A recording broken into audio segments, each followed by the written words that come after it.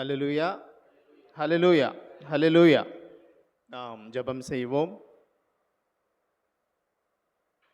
எல்லாவற்றுக்கும் ஊற்றுக்கான இருக்கிற எங்கள் அன்பின் தெய்வமே, இதோ இந்த புனித வாரத்திலே கர்த்தாவே, இந்த 2வது நாளை கர்த்தாவே நாங்கள் தியானிக்கும்படியாக இந்த நேரத்தை கூட்டு கொடுத்து உங்களுக்கு நன்றி அப்பா. ஸ்தோத்திரம் ஆண்டவரே.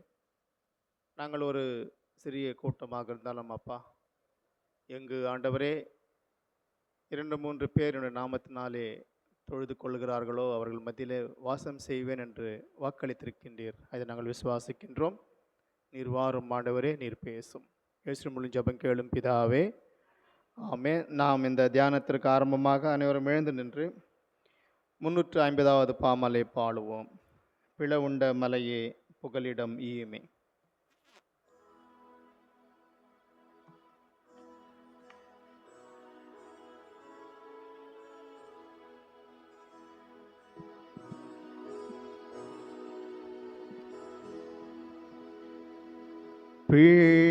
பிளவுண்ட மலையே புகலிடமியுமே, பக்கம் பட்ட காயமும் பாய்ந்த சென்னி வெள்ளமும் பாவதோஷம்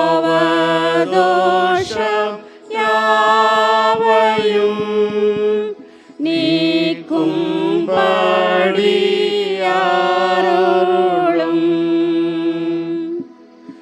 எந்த கிரியை செய்துமே உந்தன் நீதி கிட்டாதே, கண்ணீர் நீத்தம் சோரிந்தும் கஷ்டத்தாவம் புரிந்தும் பாவம் நீங்க மாட்டாதே. நீரே மீட்பர் இயேசுவே, யாதுமற்ற ஏழை நான், நாதியற்ற நீசன்தான். உம் சிலுவை தஞ்சமே, உந்தன் நீதி ஆடையே, தூய ஊற்றை ஆண்டினேன், தூய்மையாக்கில் மாளுவே. நீழல் போன்ற வாழிலே கண்ணை மூடும் சாவிலே, கண்ணு கேட்டாலோகத்தில் நாடு தீவை தீனத்தில் பீடவுண்ட மாலையே புகலிடம் ஈயுமே. ஆமென்.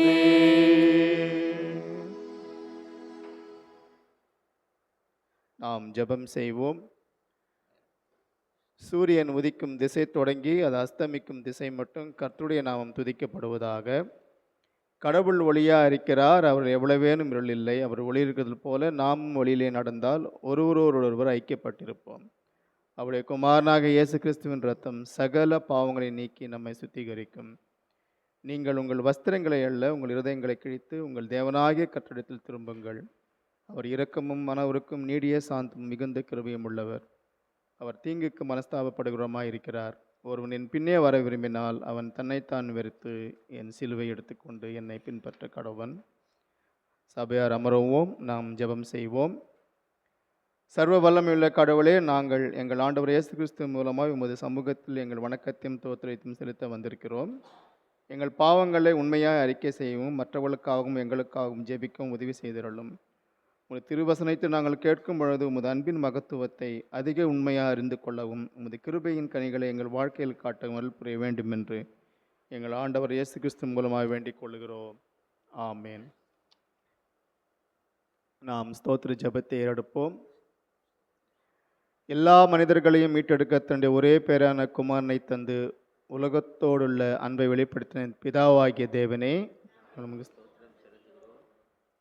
ஆதியிலே ஏதேனிலே சிருஷ்டித்தவரோடும் சிருஷ்டித்தவைகளோடும் உள்ள முறிந்து போன உறவை இணைக்க திரு அவதாரம் எடுத்த குமாரனாம் தேவனே, கல்வாரி சிலுவையிலே எங்களுக்காக பலியாகி வாக்குத்தத்தம் செய்யப்பட்ட மீட்புக்காகவும் நித்திய ரட்சிப்புக்காகவும் விசுவாசத்திலும் நம்பிக்கையிலும் எங்களை நிலைநிறுத்த தேவ ராஜ்யத்தை அடைவதற்கான ஊக்கத்தை தந்து எங்களை பலப்படுத்துவதற்காகவும் இயேசு கிறிஸ்துவின் சிலுவையின் அன்பை தேவ வார்த்தையின் மூலம் எங்களுக்கு தந்ததற்காகவும் திருவசனம் தந்ததற்காகவும் திருவசன சத்தியங்களை உரைக்கிற பல ஊழியங்களுக்காகவும் தினந்தோறும் எங்களை ஆவிக்குரிய ஆசீர்வாதங்கள் பலப்படுத்துகிற தேவ கிருபைக்காகவும் எங்கள் மேல் பொழிகின்ற ஆத்மீக நன்மைகளுக்காகவும் தேவ அன்பினாலும் பாதுகாப்பினாலும் ஊற்றப்படுகிற குடும்ப பந்தங்களுக்காகவும் தேவ மகத்துவங்களை குறித்து சிந்திக்க வைக்கும் இயற்கை வரங்களுக்காகவும் பிதாவும் குமாரனும் பரிசுத்த ஆவியுமாகிய திரியேக தேவமே உமக்கு துதியும் நாம் வேத பாடங்களை வாசிக்க கேட்போம்.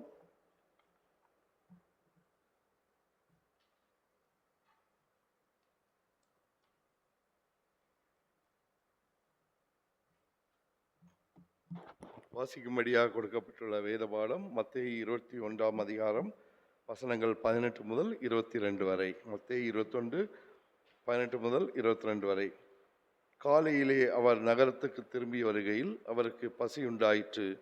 அப்பொழுது வழியருகே ஒரு அத்தி மரத்தை கண்டு அதனிடத்தில் போய் அதிலே இலைகளை அன்றி வேறொன்றையும் காணாமல், இனி ஒரு காலம் உன்னிடத்தில் கனி உண்டாகாதிருக்க கடவுது என்றார். உடனே அத்திமரம் பட்டு போயிற்று. சீஷர்கள் அதை கண்டு, இந்த அத்திமரம் எத்தனை சீக்கிரமாய் பட்டு போயிற்று என்று சொல்லி ஆச்சரியப்பட்டார்கள். இயேசு அவர்களை நோக்கி, நீங்கள் சந்தேகப்படாமல் விசுவாசமுள்ளவர்களாயிருந்தால் இந்த அத்திமரத்திற்கு செய்ததை நீங்கள் செய்வதுமல்லாமல் இந்த மலையை பார்த்து, நீ பெயர்ந்து சமுத்திரத்திலே தள்ளுண்டு போ என்று சொன்னாலும் அப்படியாகும் என்று மெய்யாகவே உங்களுக்கு சொல்லுகிறேன். மேலும் நீங்கள் விசுவாசம் உள்ளவர்களாய் ஜெபத்திலே எவைகளை கேட்பீர்களோ அவைகளெல்லாம் பெறுவீர்கள் என்றார் என்பது பாட முடிந்தது.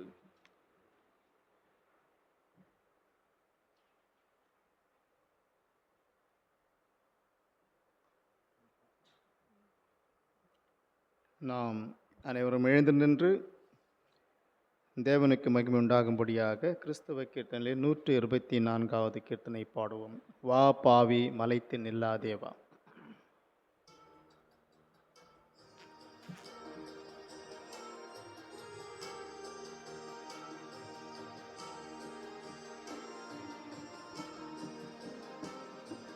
வா பாவி மலைத்து நில்லாதேவா. வா பாவி மலைத்து நில்லாதேவா. என்னிடத்தில் ஒரு நன்மையும் இல்லை எண்ணி திகையாதே. என்னிடத்தில் ஒரு நன்மையும் இல்லை எண்ணி திகையாதே. உன்னிடத்தில் ஒன்றும் இல்லை அறிவேனே, உள்ளபடி வாவேன். வா பாவி மலைத்து நில்லாதேவா. உடலுக்காகவே நானே அடிபட்டேன், உன் பாவத்தை சுமந்தேன்.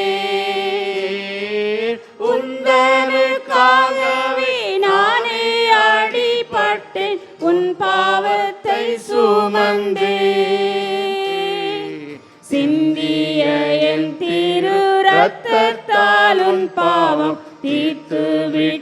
பாவி வா வா பாவி மலைத்து நில்லாதே வா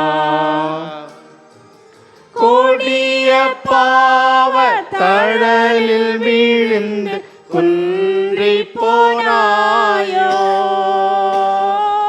கொடிய பாவ தழலில் வீழ்ந்து குன்றி போனாயோ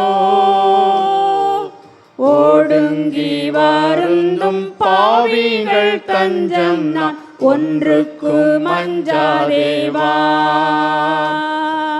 வா பாவி மலைத்து நில்லாதே வா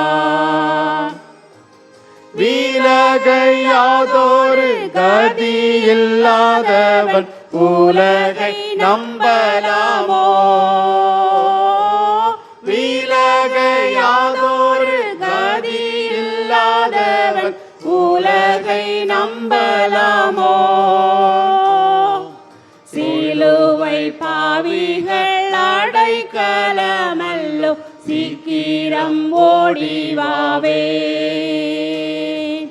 வா பாவி மலைத்து நில்லாதே வா என்னிடத்தில் வரும் பாவியவரையும் இகழ்ந்து தள்ளேனே என்னிடத்தில் வரும் பாவியவரையும் இகழ்ந்து தள்ளேனே மன்னிட மேலோக வாழ்வை அருள்வேனே வாராயோ பாவி வா பாவி மலைத்து நில்லாதே வா வா பாவி மலைத்து நில்லாதே வா சபையார் அமருவோம். நாம் இறை செய்திக்குள்ளாக கடந்து செல்வோம்.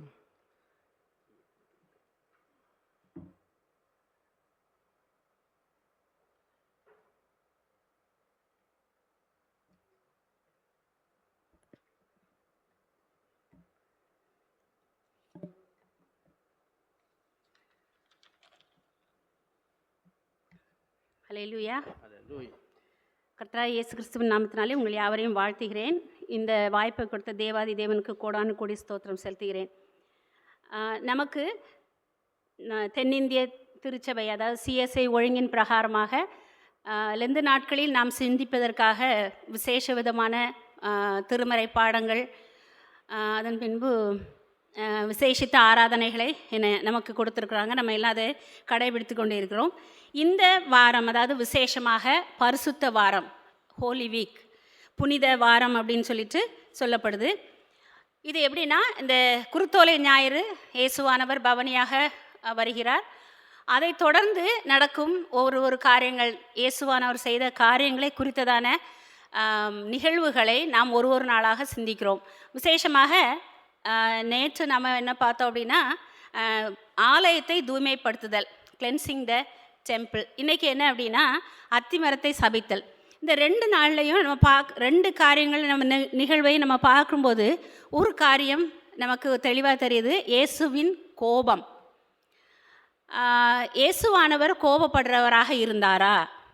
அப்போது அவர் சாந்த குணமுள்ளவர், இரக்கமுள்ளவர், அப்படிலாம் நம்ம நிறைய காரியங்களை வாசிக்கிறோம். ஆனால் அவர் நிறைவேற்ற வந்த காரியம் என்ன? அதாவது தன்னுடைய ராஜ்யத்துக்கு, அதாவது பாவிகளை ரட்சிப்பதற்காக வந்தார்.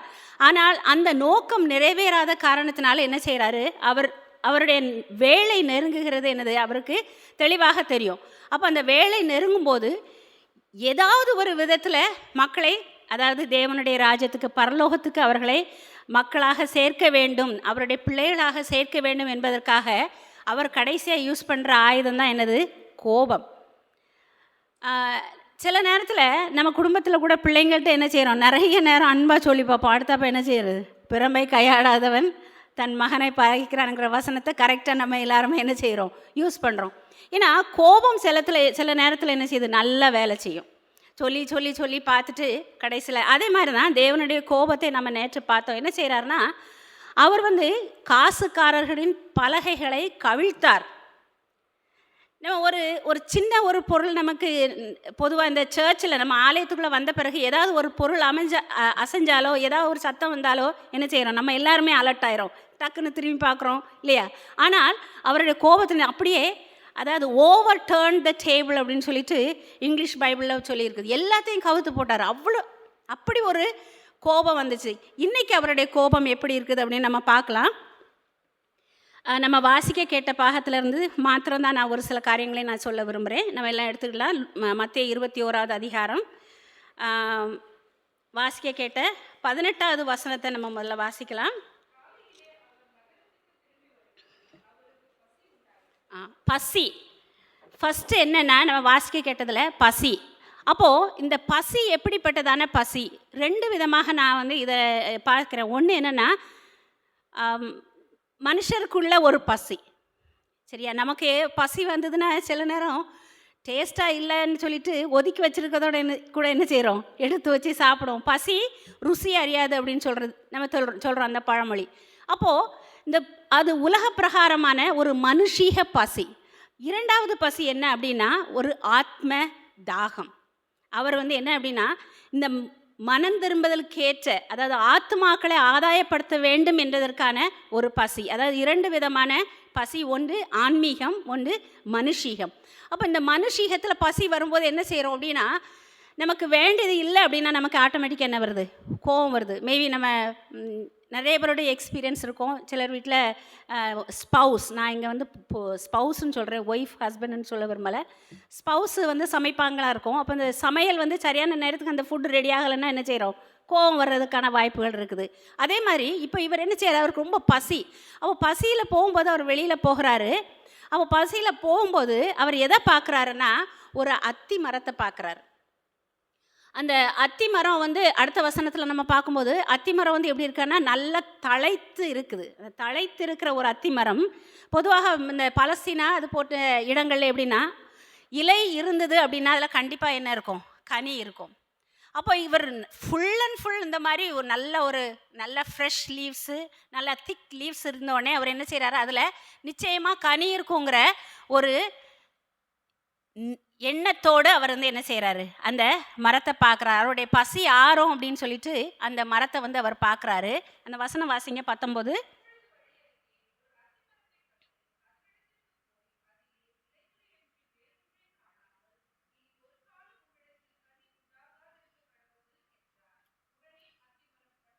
இந்த அத்தி மரத்தை எனக்கு ஞாபகம் வரும்போது, நான் லிபியாவில் இருக்கும்போது எங்கே பார்த்தாலும் அத்தி மரம் இருக்கும். ஈஸியாக என்ன பழத்தை பறிச்சிக்கலாம். 2 டைப்ஸ் ஆஃப் இது இருக்கும். ஒன்று நல்ல க்ரீனாக இருக்கும், நல்ல க்ரீனாக இருக்கும். இன்னொன்று இந்த வயலட் கலர். நீங்கள் பொதுவாக இங்கே வயலட் நம்ம பார்த்த கிரேப்ஸ் மாதிரி 2 டிஃப்ரெண்ட் கலர்ஸ்.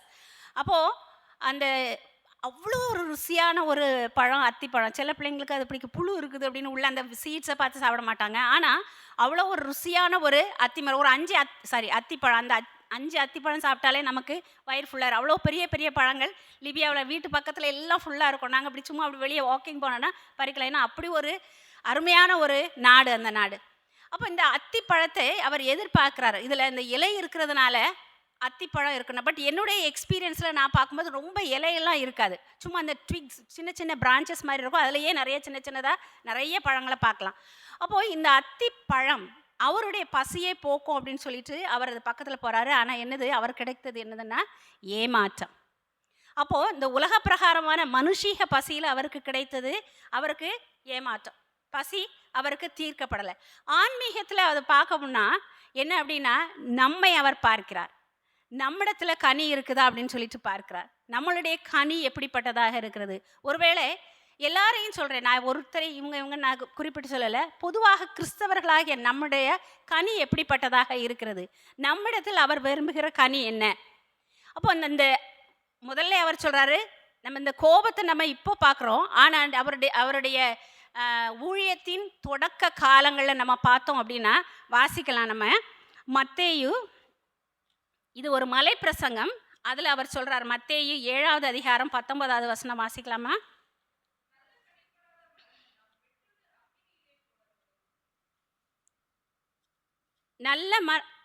நல்ல கனி கொடாத மரமெல்லாம் வெட்டுண்டு அக்னியிலே போடும். எப்போவே மலை பிரசங்கத்திலே அவர் என்ன செய்துட்டார்? எச்சரித்து விட்டார்.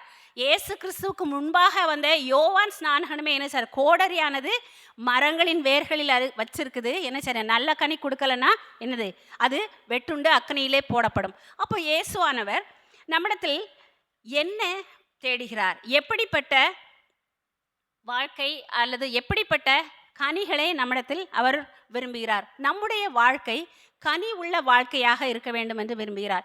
அவர் இப்போ அந்த இலைகளை பார்த்து அந்த மரத்தை சபிக்கிறார். அந்த மரம் என்னாச்சு? பட்டு போயிட்டு. நாம் ஒருவேளை கனியற்ற வாழ்க்கை நம்மளுக்குன்னா, ஒருவேளை நம்ம தினமும் நம்மளுடைய வாழ்க்கையை யோசிச்சு பாருங்க. தினம் நம்ம யோசிச்சு பார்ப்போம். நம்ம செய்கிற சில தவறுகள், பாவங்கள் அவர் சபித்தால் நம்மளால் தாங்க முடியுமா? ஆனால் அவருடைய எதிர்பார்ப்பு, நாம் ஒருவேளை உணர்வற்ற மனிதர்களாக வாழ்கிறோம். எரேமியா தீர்க்கதரிசி அழகாக சொல்கிறார். எரேமியா எடுக்கலாம், 8வது அதிகாரம் 7வது வசனம். எரேமியா தீர்க்கதரிசி 8வது அதிகாரம்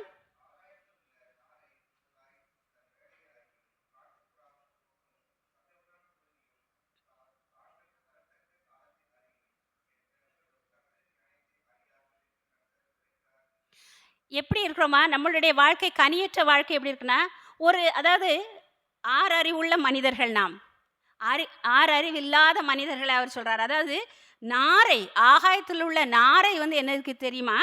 தன்னுடைய வேலையை அறியும். அது என்ன செய்யணுங்கிற அதனுடைய ருட்டீன் அதுக்கு தெரியும். எந்த நேரத்தில் வெளியில் போகணும், எந்த நேரத்தில் உள்ளே வரணும். இப்போ நமக்கு நிறைய பேர்ட்ஸ் மைக்ரேஷன் நம்ம நிறைய பேர் பார்த்துருப்போம், இல்லை கேட்டிருப்போம், டிவியில் பார்த்துருப்போம், இல்லை ஏதாவது வாசிச்சிருப்போம். அதுக்குன்னு ஒரு பீரியட் கண்டினியூஸாக அது அப்படியே மைக்ரேட் ஆகி போகும். ஆனால் கர்த்தருடைய பிள்ளைகளாகிய நாம், கிறிஸ்தவர்கள் என்று பெயர் சொல்லுகிற நம்ம எப்படி இருக்கிறோம் அப்படின்னா, நம்ம தேவனுடைய வேலையை அறியாதவர்களாக அல்லது உணர்வற்றவர்களாக இருக்கிறோம். அப்படி இருக்கும்போது என்ன நடக்குதுன்னா, 13வது வசனம் வாசிங்க.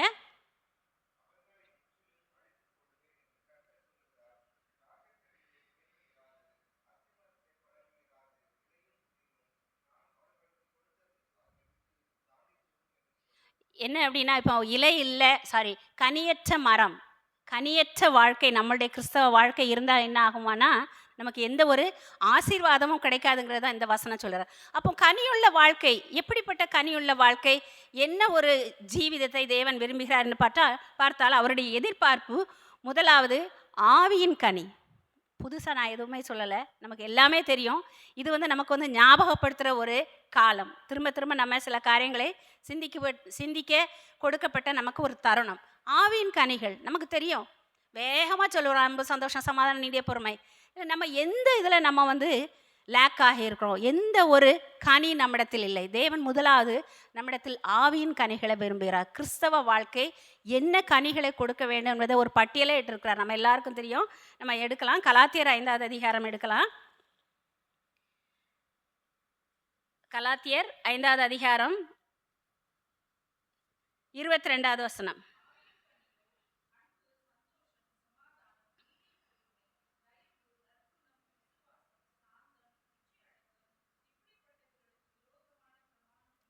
எல்லாத்துலேயும் மேலானது என்னதுன்னா அன்பு. அன்பு என்ன நம்மளுக்கு இப்போ நிறைய தணிந்து போயிடுச்சுது. நம்மளுக்கு அன்பாகவே இருக்க முடியல. நம்ம எல்லாருமே என்ன ஆக ஆரம்பிச்சிட்டோம்னா, செல்ஃபிஷாக ஆக ஆரம்பிச்சிட்டோம். ஆனால் தேவன் விரும்புகிற கனி என்ன? முதலாவது அன்பு. சமாதானம். வீட்டிலே இன்னைக்கு நம்ம சமாதானம் இல்லை, அப்படி தானே? நிறைய கனிகளை கொடுத்துருக்கோம். இது போல் ஆவியின் கனிகள் நிமித்தமாக நம்மளுடைய வாழ்க்கை கனியுள்ள வாழ்க்கையாக இருக்க வேண்டும். 2வது என்னன்னா, கர்த்தர் மேல் நம்பிக்கையாக இருக்க வேண்டும். இன்னைக்கு நிறைய பேர் மனுஷங்களை நம்புகிறோம், ஊழியக்காரர்களை நம்புகிறோம், அப்புறம் அது என்ன குறி சொல்கிறவங்கள நம்புகிறோம். இன்றைக்கி எத்தனை கிறிஸ்தவங்க ஒரு கல்யாணம் ஒரு நல்ல காரியம் அப்படின்னா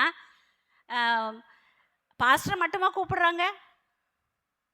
இல்லை, யாரை அதுக்குன்னு சில ஆட்கள் இருக்காங்க. நல்ல நேரம் பார்த்து எந்த நேரத்தில் நம்ம வீடை திறந்தா சரியாக இருக்கும், பாலை காய்ச்சினா சரியாக இருக்கும், பால் வடக்க பொங்கணுமா தெற்க பொங்கணுமா, எங்கள் ஊர்லலாம் பார்க்குறாங்க.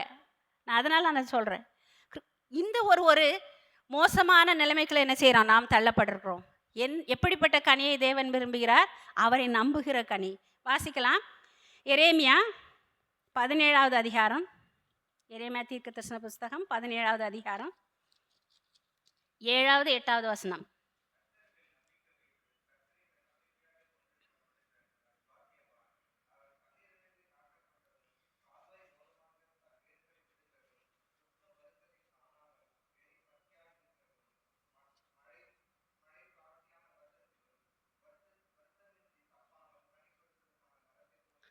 அதாவது ஒருவேளை சீசன் தப்புனா கூட, மான்சூன் தப்புனா கூட என்ன ஆயிடுது? கர்த்தர் மேல் நம்பிக்கையாக இருக்கும்போது நம்மளுடைய வாழ்க்கையில் நிறைய காரியங்கள் பார்க்கலாம். ஒருவேளை இதெல்லாம் நடக்குமா, இது நமக்கு முடிவு கிடைக்குமா, நல்ல ஒரு விடுதலை இருக்குமா, நல்ல ஒரு செய்தி இருக்குமாங்கிற ஒரு பெரிய கேள்வியோடு இருந்தாலும் நாம் விசுவாசித்து கர்த்தர் மேல் நம்பிக்கையாக இருக்கும்போது என்ன நடக்குது? அது நடக்குது. அதாவது உஷ்ணம் வருகிறதும் மழை தாட்சியான வருஷம். அதான் மான்சூன் இல்லை, மழையே கிடையாது. ஆனாலும் என்ன செய்யற? கர்த்தர் மேல் நம்பிக்கையாக இருக்கும்போது என்ன நடக்குது? அவனுடைய சீசனுக்கு என்ன செய்யறான்? கனி கொடுக்குறான். அப்போது கர்த்தர் விரும்புகிற கனியுள்ள வாழ்க்கை, அவர் மேல் நம்பிக்கையாக இருப்பது. அடுத்தாவது, மூன்றாவதாக வேதத்தில் பிரியம். இது நம்ம எல்லாருக்குமே தெரிஞ்சது. அதாவது சங்கீதம் 1வது அதிகாரம் 2வது 3வது வசனம் சங்கீதம் 1, 2, 3 வாசிக்கலாம்.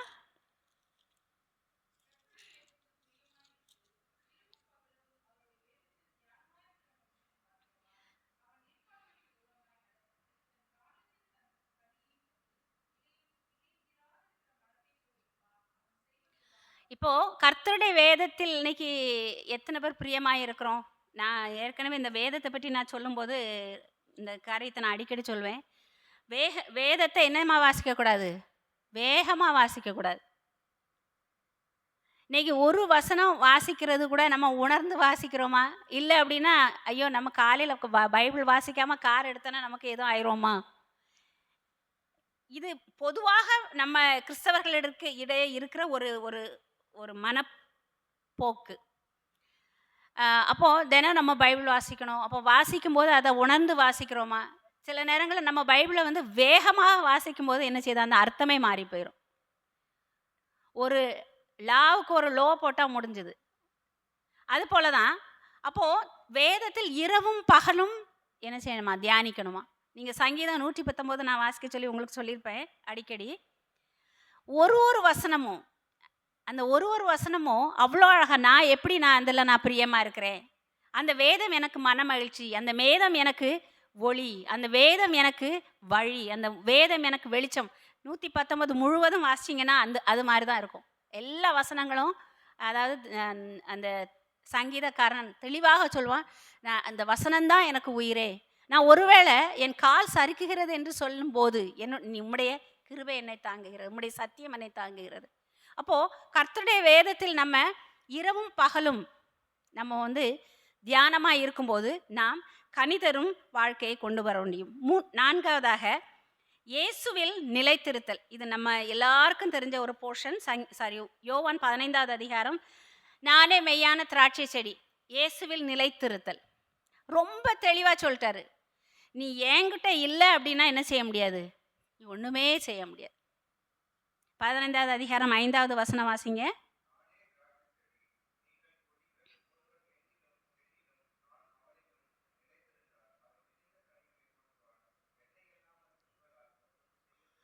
நான் செடி, நீ கொடி. கொடி இல்லாமல் செடி ஒட்டாமல் கொடி ஒன்றுமே செய்ய முடியாது. வெட்டி போட்டால் அடுத்த நாளே காஞ்சி கிடக்கும், அப்படி தானே? அப்போது இயேசுவானவருடைய திட்டம் என்ன, அல்லது இயேசுவானவருடைய விருப்பம் என்ன அப்படின்னா, அவரோடு ஒட்டி இருக்கணும், அவரில் நிலைத்திருத்தல். அவரை சார்ந்து இருக்கும்போது என்ன செய்கிறாரு? மிகுந்த கனிகளை கொடுப்போம். நமக்கென்று இது கொடுக்கப்பட்டிருக்க இந்த காலத்தில் நம்ம ஆராய்ச்சி பார்ப்போம், இல்லை நம்மளை சோதித்து பார்ப்போம். நாம் அவரில் நிலைத்திருக்கிறோமா? அப்போ அவரை நிலைத்திருக்கும் போது அவர் விரும்பாத காரியங்கள் நம்ம என்ன செய்ய மாட்டோம். ஆனால் சில நேரங்கள் நம் தவறுகிறதுக்கு காரணம் என்ன அப்படின்னா, நம்மளை சுற்றி இருக்கிற டெம்டேஷன்ஸ். அப்போது தேவன் என்ன விரும்புகிறார்னா, என்னில் நிலைத்திருங்கள், நானே திராட்சை செடி. அப்போது கொடியானது செடி இல்லாமல் பலன் கொடுக்காது, கனி கொடுக்காது, அதனால் நிலைத்திருங்கள்னு சொல்கிறார். இப்போது இதிலிருந்து நாம் அறிந்து கொள்வது என்னன்னா, இன்னைக்கு அத்திமரத்தை சபித்தல் அப்படிங்கிறது தான் இன்னைக்கு உடைய டாபிக். ஆனால் அத்திமரத்தை சபித்தல்ங்கிறதுனால நம்ம அதை நெகட்டிவாக எடுக்கிறோமானா இல்லை. It is a call for us. மனந்திரும்புதலுக்கு ஏற்ற கனிகளை நாம் கொடுக்க வேண்டும் என்று இயேசுவானவர் நம்மை இங்கு அறிவுறுத்துகிறார். கனியற்ற வாழ்க்கை எப்படி இருக்கும் நம்ம எல்லாருக்கும் நம்ம சிந்தித்தோம். கனியுள்ள வாழ்க்கை எப்படி இருக்க வேண்டும் என்று தேவன் விரும்புகிறார். அவரை சார்ந்திருக்க வேண்டும், அவரில் நிலைத்திருக்க வேண்டும், அவருடைய வசனங்களை வாசிக்க வேண்டும், அவருடைய நாமத்தை பற்றி பிடித்து கொள்ள வேண்டும். நமக்கு எல்லாருக்கும் தெரிஞ்ச ஒரு ஓமை, ஒரு திராட்சை தோட்டக்காரன் நம்ம எடுக்கலாம். லூக்கா 13வது அதிகாரம் எல்லாரும் எடுங்க. திராட்சை தோட்டக்காரன் என்ன செய்கிறான், ஒரு அத்தி மரத்தை நட்டிருக்கிறான். அப்போது கனிகளை பறிக்கும்படியாக போகிறான். இது இயேசுவானவர் சொன்ன ஓமை. அப்போது அங்கே என்ன இல்லை, ஒன்றும் இல்லை, கனி இல்லை. அப்போ கனி இல்லை அப்படின்னு சொன்னோடனே அவன் என்ன செய்கிறான், தோட்டக்காரன் நோக்கி இதோ 3 வருஷமாக வர்றேன், ஒன்றுமே இல்லை. அப்போது இது என்ன செய்யுது, இது நிலத்தையும் கெடுக்கு. அதாவது சில நம்ம வீடுகளில் நம்முடைய ப்ராக்டிக்கலாக யோசிச்சு பாருங்கள். சில மரத்தில் வச்சேன்னா தண்ணி அதெல்லாம் உறிஞ்சிக்கிடும், அடுத்த மரத்துக்கு கொடுக்கவே செய்யாது. எங்கள் ஊர்களெலாம் சொல்லுவாங்க, இந்த மரத்தை தூக்கி வெட்டி போட்டு எல்லாத்தையும் தண்ணி இதை எடுத்துக்கிடுதுன்னு. அப்போது தோட்டக்காரன் சொல்கிறார், இதை வெட்டி போடு, இது தானும் கனி கொடுக்க மாட்டேங்குது, அடுத்ததையும் கனி கொடுக்க விடலை, டிஸ்டர்பன்ஸாக இருக்குது, அதனால் வெட்டி போடுறான். ஆனால் இயேசுவானவர் என்ன செய்கிறார், இயேசுவானவருடைய பதில் என்ன, ஐயா இந்த வருஷம் இருக்கட்டும், நம்மளுக்கு தருகிற ஒரு வாய்ப்பு, இந்த வருஷம் இருக்கட்டு, நான் சுற்றி என்ன செய்வேன், கொத்துவேன், எரு போடுவேன். எரு போடுறதுன்னா நமக்கு கிடைக்கிற இந்த வசனங்கள், நமக்கு கிடைக்கிற இந்த வார்த்தைகள். ஒரு வருஷம் இப்போ இருக்கட்டும், ஒருவேளை இப்படி இல்லை, கனி கொடுக்காமல் போயிடுச்சுன்னா என்ன செய்யலாம், நான் அதை நம்ம வெட்டி போடலாம். தேவன் நமக்கு கொடுத்துருக்கிற இந்த அருமையான கிருபையின் காலங்கள், ஒரு வருஷம் பார்த்துட்டே இருப்பார். நம்ம நினைக்கிறோம் ஏசாமி நம்மளை பார்க்கல அப்படின்னு, ஆனால் பரிந்து பேசுகிறார். இருக்கட்டும், என்னுடைய மகன், என்னுடைய மகள், நான் ஏதாவது ஒன்று செய்து என்ன பண்ணுவேன், இந்த கனி கொடுப்பதற்காக வைப்பேன், எனக்கு பிரியமான பிள்ளையாக, எனக்கு பிரியமான மகனாக நான் வாழ வைப்பேன் அப்படின்னு சொல்லிட்டு என்ன செய்கிறாரு, பரிந்து பேசிக்கொண்டிருக்கிறார் இயேசுவானவர். நமக்கு தெரியும் யோசேப்பு என்ன யார், கனி தரும் செடி. யோசேப்பு என்ன சொல்கிறார், எத்தனையோ தடங்கல்கள், எத்தனையோ டெம்டேஷன்ஸ், எத்தனையோ காரியங்கள் அவனை சூழ்ந்து வரும்போது அவன் என்ன செய்யலை, இயேசுவை கர்த்தரை விட்டு விலகவே இல்லை. அவன் யோசேப்பு ஒரு கனிதரும் கனிதரும் செடி. அவன் என்ன செய்வானா, அவன் மேலெல்லாம் அவன் செழிப்பான் அப்படின்னு சொல்லிட்டு நம்ம வாசிக்கலாம். நாம் என்ன விரும்புகிறார் தேவாதி தேவன் நம்ம எடுக்கலாம். மத்தேயு 3வது அதிகாரம் 8வது வசனம். மனந்திரும்புதலுக்கு ஏற்ற கனிகளை கொடுங்கள். நமக்கு கொடுக்கிற அழைப்பு என்ன என்றால், இந்த அத்திமரத்தை போல இல்லாமல் இலைகளை, ஒருவேளை நம்ம கிறிஸ்தவ வாழ்க்கை மற்றவங்க பார்க்குறாங்க, மற்றவங்க முன்னால் நம்ம நல்லா இருக்கிறோம் அப்படின்ட்டு இல்லாமல், யார் நம்மளை பார்க்குறா, தேவாதி தேவன் பார்க்கிறார். நம்முடைய வாழ்க்கை கனியுள்ள வாழ்க்கையாக இருக்கிறதா, நாம் அவர் வரும்போது, அவர் நியாய தீர்ப்பு நாளிலே அவர் முன்பாக குற்றமற்றவர்களாக இருக்கும்படியாக மனந்திரும்புதலுக்கு ஏற்ற கனிகளை கொடுப்போம். கர்த்தர் தாமே நம்ம எல்லாரையும் ஆசீர்வதிப்பாராக. ஆமென். ஜெபம். நேசிக்கிற பரலோகத்தின் தேவனே, எங்களுக்கு கொடுத்த இந்த அருமையான நேரத்துக்காக உமக்கு நன்றி செலுத்துகிறோம் சுவாமி. ஆண்டவரே, இந்த லெந்து நாட்களிலும் நீர் எங்களுக்கு கொடுத்துருக்கிற இந்த ஆராதனைகளுக்காக உமக்கு நன்றி செலுத்துகிறோம் சுவாமி. நாங்களும் கூட ஒரு சிறு கூட்டமாக வந்திருந்தாலும் சுவாமி, எங்களுக்கு நீர் கொடுத்த வசனங்களுக்காக உமக்கு நன்றி செலுத்துகிறோம் கர்த்தாவே. ஆம் கர்த்தாவே, நாங்கள் உண்மையிலே நிலைத்திருக்கும் போது கனியுள்ள ஆண்டவரே பிள்ளைகளாக, உமக்கு பிரியமான பிள்ளைகளாக நாங்கள் வாழ்வோம் என்று நாங்கள் விசுவாசிக்கிறோம் கர்த்தாவே. ஆம் கர்த்தாவே, இந்த நாளிலும் கூட கேட்ட செய்திகளின் மூலமாக எங்களுடைய வாழ்க்கையை நாங்கள் சீரமைத்து கொள்ள உமக்கு ஏற்ற பிள்ளைகளாக வாழ எங்களுக்கு அருள் புரியும். துதிக்க மகிமை எல்லாம் ஒருவருக்கே செலுத்துகிறோம். இயேசு மூலம் ஜெபிக்கிறோம் நல்ல பிதாவே. ஆமென்.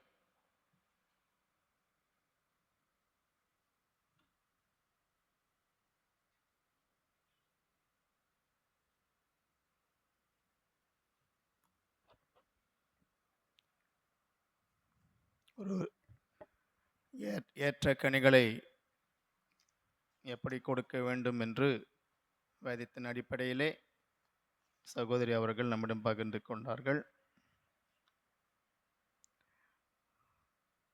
சபைக்கான அறிவிப்புகள், சுயவெறுப்பு காணிக்கை உரை பின்னாலே வைக்கப்பட்டிருக்கின்றது. தேவைப்படுவோர் அதை கொண்டு சென்று பெரிய வெள்ளி அன்று அதை படைக்குமாறு அன்பாய் கேட்டுக்கொள்ளப்படுகின்றீர்கள். கர்த்தருக்கு சித்தமானால் ரெவரண்ட் ஃபெமிலா அவர்கள் நாளை மறுநாள் காலையிலே இங்கே வந்து சேருவார்கள். அவர்கள் நம்முடைய பெரிய வியாழன் ஆராதனையையும் மேலும் உயிர்ப்பு ஞாயிறு ஆராதனையும் நடத்தி கொடுப்பார்கள். இந்த இரண்டு ஆராதனையும் பரிசுத்த நற்கருணை ஆராதனையாக நடைபெறும். நாம் மன்றாட்டு ஜெபத்திற்குள்ள கடந்து செல்வோம்.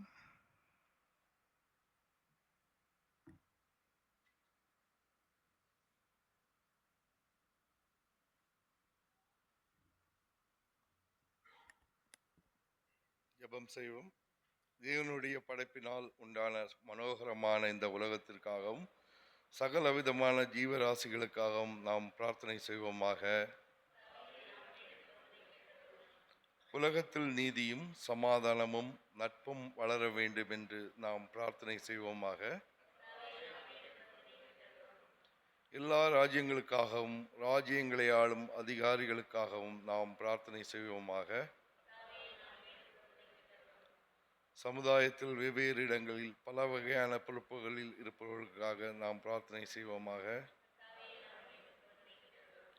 நீதி மறுக்கப்பட்டவரும் ஒடுக்கப்பட்டவர்களுக்காகவும் ஏழைகளுக்காகவும் குற்றவாளிகளுக்காகவும் நாம் பிரார்த்தனை செய்வோமாக. எல்லா குழந்தைகளையும் வாலிபரையும் நடுத்தர வயதுள்ளோரையும் நினைத்து நாம் பிரார்த்தனை செய்வோமாக. அனாதைகள், விதவைகள், முதியோர்கள் அனைவரையும் நினைத்து நாம் பிரார்த்தனை செய்வோமாக.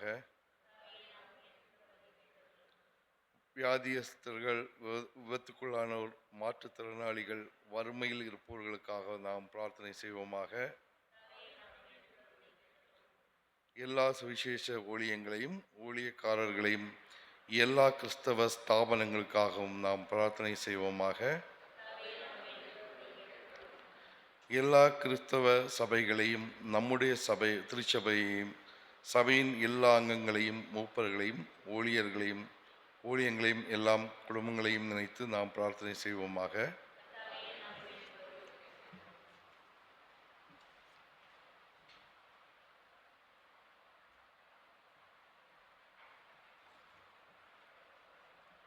நாம் முடிவு ஜெபத்தை ஏறெடுப்போம். ஒரு ஜெப குறிப்பு. என்னுடைய நண்பர், ஏறக்குறைய நாங்கள் 35 வருடங்களாக நண்பர்கள். இங்கிலாந்து தேசத்தில் இப்பொழுது பணிபுரிகின்றார். நல்ல ஸ்போர்ட்ஸ்மேன். ஸ்டேட் லெவலில் வந்து ஹாக்கி பிளேயர். அது கூட ஃபுட்பாலும் விளையாடுவான். ரொம்ப காட் ஃபையரிங் ஆக்சுவலாக. அது எங்கள் ஊருக்கு பக்கத்தில் மதனப்பள்ளின்னு ஒரு இடம் இருக்குது. அது ஆந்திராவில் இருக்குது. அந்த இடத்தை சார்ந்தவன். திடீரென்று அவனுக்கு ஏறக்குறைய ஒரு 3 ஆண்டுகளாக வந்து அந்த பிளட் இன்வெஸ்டிகேஷனில் நிறைய அப்ஸ் அண்ட் டவுன்ஸ். கடைசியில் வந்து இம்யூன் சிஸ்டம் அவனுக்கு ரொம்ப வீக்காக இருக்குதுன்னு சொல்லி டயக்னோஸ் பண்ணாங்க. ஸோ இன்றைக்கி வந்து ஹெமட்டாலஜி டீம் அவன் அண்டர் சர்வீலன்ஸ். எனக்கு ஒரு 3 அவங்க வந்து ஒரு ரிசர்ச் இது மாதிரி எடுத்துக்கினாங்க ஆக்சுவலாக. ஏன்னா அது ரொம்ப ரேராக இருக்குமா. இது சம் ஸ்பெசிஃபைடு டெஃபிஷியன்சி. NHSஏ வந்து எல்லாமே ஸ்பான்சர் பண்ணி ரிசர்ச் எல்லாம் பண்ணி இன்றைக்கு எனக்கு ஒரு மெசேஜ் அனுப்பிச்சேன். என்னென்னா, இது மாதிரி to develop my immune power இன்றைக்கி வந்து ரீடாக்சிமெட் இன்ஜெக்ஷன். ஒருவேளை நர்சஸ்க்கு தெரியும், அது கொடுக்க போகிறாங்க. Sathya, it is serious, life threatening, blisters, itching, breathing difficulties இதெல்லாம் வர்றதுக்கு வாய்ப்பு அதிகம். ஒரு மாதத்துக்கு 4 முறை நான் எடுக்கணும். ஜெபம் பண்ணுங்க அப்படின்னு. எனக்கு ஆக்சுவலாக நாங்கள் ரொம்ப க்ளோஸ் ஃப்ரெண்ட்ஸு. தனிப்பட்ட முறையில் தான் சொல்கிறேன். அவன் வெரி குட் ஸ்போர்ட்ஸ்மேன். அந்த ஹாக்கிலலாம் வந்து இந்த ரைட் அவுட்டுன்னு ஒரு பொசிஷன் இருக்குது. ஏன்னா நானும் ஹாக்கி பிளேயர் தான். அந்த ரைட் அவுட் பொசிஷன் வந்து ரொம்ப difficult. You have to be very fast. அப்படி பறப்பான் அவன் ஆக்சுவலாக. அந்த சிலதை அந்த நாங்கள் அப்படி ரசிப்போம். அந்த மாதிரி ஒரு அத்லெட் அவன். இது ஏன் எப்படின்றது ஒன்றுமே எங்களுக்கு அந்த காலகட்டம் 3 வருஷம் ஒன்றுமே புரியல. But still God is grace. ரொம்ப கிருபை உள்ளவர், ரொம்ப ஃபெய்த்ஃபுல். பேரே மெத்துசெலா, அவங்க அம்மா அப்பா வச்சு நமக்கு மெத்துசெலானுடைய பெயர். அதனால் சபையார் உங்களுடைய தனிப்பட்ட ஜெபத்திலே நினைவு கூறுங்கள், ஜெபியுங்கள். நாம் ஜெபிப்போம்.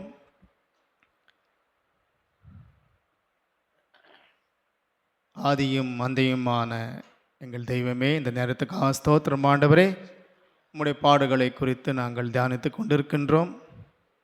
எங்கள் வாழ்க்கைக்கு ஏதுவான நல்ல கனிகளை கொடுக்க வேண்டும் என்று நாங்கள் அந்த செய்தியை கேட்டோம் ஆண்டவரே. இந்த வேளையில் கர்த்தர் குறிப்பாக என்னுடைய நண்பர் மெத்துசெலுக்காக நான் ஜெபிக்கின்றோம் ஆண்டவரே. ஒரு விசுவாசம் உள்ள ஒரு மகன் அப்பா, இன்று அவன் போகின்ற அந்த சிகிச்சைக்காக கர்த்தாவை நான் ஜெபிக்கின்றோம் ஆண்டவரே. அதனால் ஆண்டவரே, எந்த ஒரு பக்க விளைவுகள் ஏற்படாமல் கர்த்தாவை நீரே பாதுகாத்து கொள்ளும் அப்பா. உடலை பலப்படுத்தும் ஒரு நல்ல கர்த்தாவே, ஒரு இம்யூன் சிஸ்டம் டெவலப்பாக நீரே கிருபை புரிந்தருளும் ஆண்டவரே. நன்றி அப்பா. ஸ்தோத்திரம் ஸ்தோத்திரம் ஸ்தோத்திரம் ஆண்டவரே. மனைவிக்காக ஜெபிக்கின்றோம், பிள்ளைகளுக்காக ஜெபிக்கின்றோம் ஆண்டவரே. என் தேவன் எங்களுக்கு அற்புதத்தை செய்வார். மீண்டும் கர்த்தாவே, அந்த உயிரணுக்கள் ஆண்டவரே பலம் பெற நீர் செய்வீர். நீ செய்வீர், நாங்கள் விசுவாசிக்கின்றோம். நன்றி தேவனே, ஸ்தோத்திரம். பாவியங்கள் மேல் கிருபையாயிரம். சுத்தமான இருதயத்தையும் நிலைவரமான ஆவியங்களுக்கு கொடுத்தரலும். இந்த வாரத்தில் கர்த்தாவே, நாங்கள் அனுசரிக்கின்ற அனைத்து தியானங்களும் கரம் இருக்கட்டும். துதி கனமைக்கும் உமக்கே செலுத்துகின்றோம். இயேசு முடிஞ்ச ஜெபம் கேளும் பிதாவே, ஆமேன். நாம் கர்த்தர் சொல்லிக் கொடுத்த ஜெபத்தை ஏறெடுப்போம். பரமனில் இருக்கிற எங்கள் பிதாவே, உம்முடைய நாமம் பரிசுத்தப்படுவதாக, உம்முடைய ராஜ்யம் வருவதாக, சித்தம் பரமணத்தில் செய்யப்படுவது போல பூமியிலேயும் செய்யப்படுவதாக. அன்றொன்று எங்களுக்கு தாரும். எங்களுக்கு விரோதமாய் குற்றம் செய்களும் மன்னிக்க பாவ குற்றங்களுக்கும் மன்னி. எங்களை சோதனைக்குள் பிரவேசிக்கப்படாமல் தீமின் ராஜ்யம் வல்லமையும் மகிமையும் அளிக்குமைகளே, ஆமேன். என் ஆத்மாவே கர்த்தரை ஸ்தோத்திரி, என் முள்ளுமெடு நாமத்தை ஸ்தோத்திரி. என் ஆத்மாவே கர்த்தரை ஸ்தோத்திரி, அவர் செய்த சகல உபகாரங்களையும் மறவாதீர். ஆமேன்.